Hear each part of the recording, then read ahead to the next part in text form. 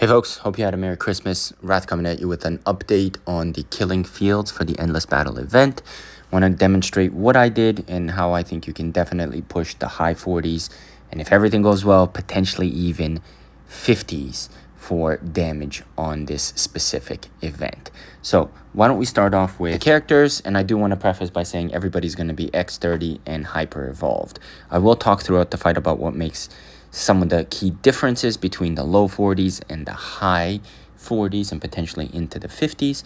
But in terms of gear, you've got Anpu in a fully tempered surge set, so attack across the bottom row. Sif is in a crit rate build. Daniel is the differentiator here between the low 40s and potentially the high 40s. And the reason is, if you can get him to awaken level 5, the area size of his ultimate Dire Bear significantly bigger before he's awakened at 5. And so what you can really do well is control where you place him so that your units don't get chopped by the assassin. I do not have a second fully tempered madness set. I'm working for that on him, but in terms of the build, he's basically in a full crit build similar to Sif, except not fully tempered. And it's this specific ultimate mod that allows him to push the damage. Doralee is in my PvP build. We've got her in a full extraction tempered set, so HP, DR across the bottom row. Again, she is X30 like everybody else is here. And then the final character that I want to talk about is Sorvali. She's in a Rebirth Hawkeye set. If you can get crit rate gloves on her with a accuracy helm, that will significantly help. So what we're trying to do here is, and I've made a video on this in the past, there's 7 different iterations of waves that happen. So the first wave is this wave right here, where these 4 ads spawn on the periphery of the units. The goal here is to use Anpu's ultimate the moment that they spawn.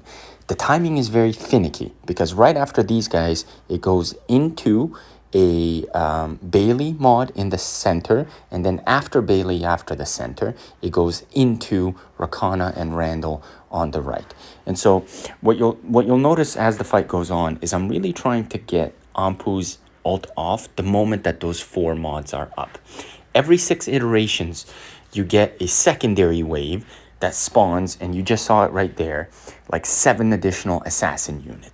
And it's during this time that you have to be very careful, because if you ult with Anpu's ultimate right when the 4 units spawn before the additional 7 units spawn, you need to either have, Sorvali's ultimate available so that you can lock him in place, or Daniel's ultimate bear available so that he could DPS them. As the waves progress, the unit's damage output significantly increases. They'll be able to one-shot you effectively. So in the absence of your summons being on the field, you'll get wiped. Now, I am doing this on 2 times, which is a little bit less comfortable than doing it on 1 times, but I didn't have a lot of time yesterday with the holidays to record a super slowed down 1-time version. But effectively, if you can get it down to 1-time speed, you'll be able to time Anpu's ultimate a little bit better. You'll be able to time Sorvali and Dan's ultimates a little bit better, so that as the units are spawning, they're either being crowd controlled by Sorvali, by Anpu, by Daniel, or they're just completely melting to pieces. I keep Sif and I keep Dora on auto fully. You don't have to do anything with them. So here's what made the difference for me, is when I was able to make Anpu awaken 5, because of that area increase in his ultimate that I talked about earlier, I was able to push the high 40s. I wasn't able to do that prior. Similarly, I didn't have Sorvali at X30. I did X30 her recently for PvP, specifically because summoner teams are doing okay.